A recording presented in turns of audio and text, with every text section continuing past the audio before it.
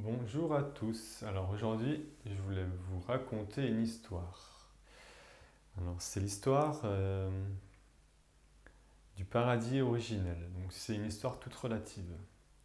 C'est une histoire qui peut nous aider à mieux nous comprendre, mieux comprendre comment est-ce qu'on fonctionne, mieux comprendre voilà comment et du coup pouvoir par la suite du coup avoir la liberté de ses choix et de ses moyens de fonctionnement. Donc l'idée de l'histoire de ce paradis originel, donc c'est l'histoire, c'est quand on est dans le ventre de notre maman en fait. Quand on est dans le ventre de notre maman, c'est le paradis originel, c'est-à-dire que c'est comme, il y a une forme d'absolu, il y a une forme de plénitude, Euh, il y a l'unité, il y a ouais, c'est ça, la plénitude, quelque chose d'absolu. Et du coup, ensuite, il vient la naissance. À ce moment-là, ça a été la première séparation. Ça a été les premiers manques, les premières sensations de vide et de douleur. Et toutes ces choses-là sont tellement intenses, tellement dures, tellement fortes que l'enfant va être obligé de mettre en place des mécanismes pour combler les vides, combler les manques, pour éviter ses peurs et de retomber dans des situations similaires. Euh, et donc, l'enfant va se construire comme ça, voilà. C'est-à-dire que voilà, il faut combler ce manque, ce vide. Voilà, au début, ça va passer par aller téter le sein de sa mère. Et voilà, c'est un processus naturel d'évolution. C'est normal. Et voilà, donc l'enfant grandit et on garde un peu ces mêmes schémas. C'est-à-dire que on va toujours chercher à combler des manques ou des vides, toujours plus ou moins dans cette quête d'absolu, dans cette quête de plénitude, dans cette quête de pouvoir prendre quelque chose de l'extérieur, le mettre à l'intérieur et de pouvoir combler ce vide et ce manque qu'on ressent à l'intérieur.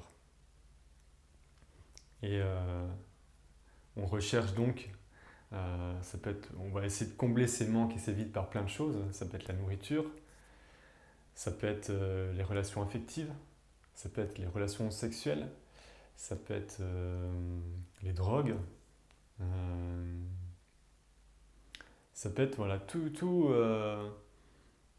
la recherche de choses matérielles, euh, faire du shopping ou acheter une voiture ou ça peut être vraiment plein de choses. Chaque désir en fait, euh, le désir part parce qu'on manque quelque chose. S'il n'y a pas un manque, il n'y a pas de désir.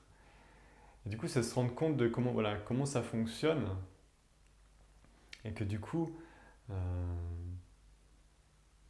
prenant conscience de ça, eh ben, on peut avoir la liberté de pouvoir changer ses moyens de fonctionnement en fait. C'est aussi, on a aussi des moyens de fonctionnement d'éviter nos peurs, d'éviter une peur future, le peur de manquer, voilà, etc. Et, euh, et qu'est-ce que je voulais dire? J'ai perdu le fil. Euh, donc ces moyens de fonctionnement, combler nos manques, nos vides, éviter nos peurs. Et c'est des choses qui, peut-être au cours de notre vie, deviennent plus adaptées à ce qu'on vit aujourd'hui ou à ce qu'on souhaite aujourd'hui pour nos vies. Et du coup, euh, toutes les se rendant compte de ce processus-là, si on accueille notre propre manque et notre propre vide, on vient désamorcer euh, l'addiction ou à toutes ces choses extérieures. On vient désamorcer cette dépendance vis-à-vis de l'extérieur. Souvent, je prends l'image d'un château de cartes, en fait.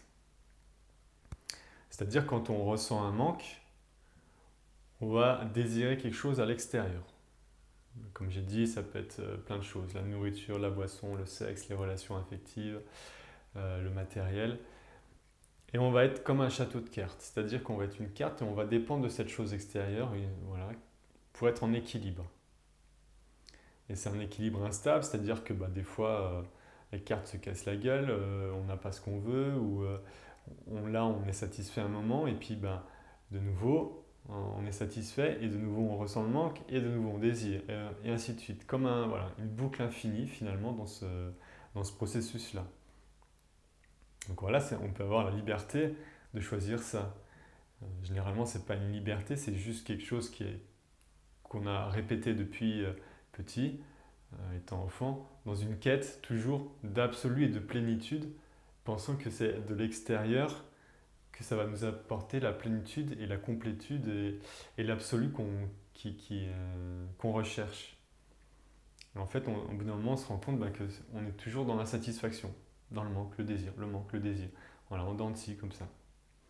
Et que finalement, ce qu'on voulait obtenir à travers ces choses extérieures, l'absolu, la plénitude, l'unité du paradis originel, eh ben, on la manque quasiment à chaque fois. Ou alors elle dure un millième de seconde quand on a l'objet désiré, et puis après, hop, ça rechute.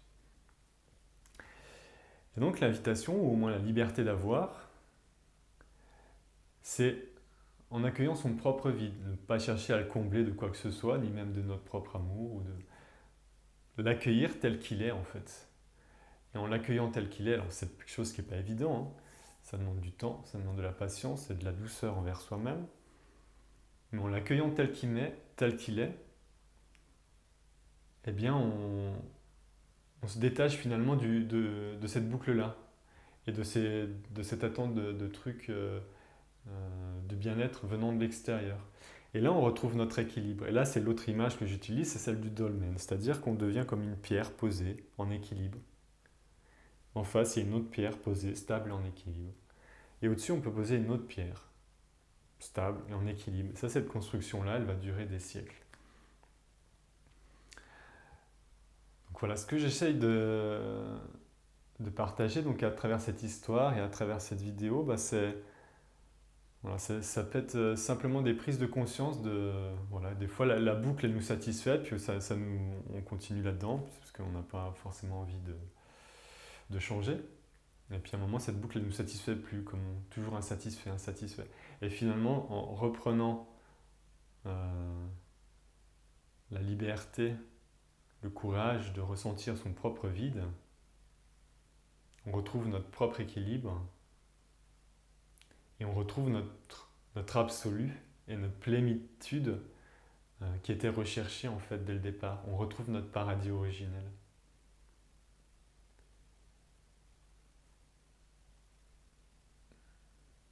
Il y avait comme un moment de silence, alors j'en profite. Mais voilà, du coup c'est ça. Je vous laisse sur ce silence méditatif. Bonne journée à tous.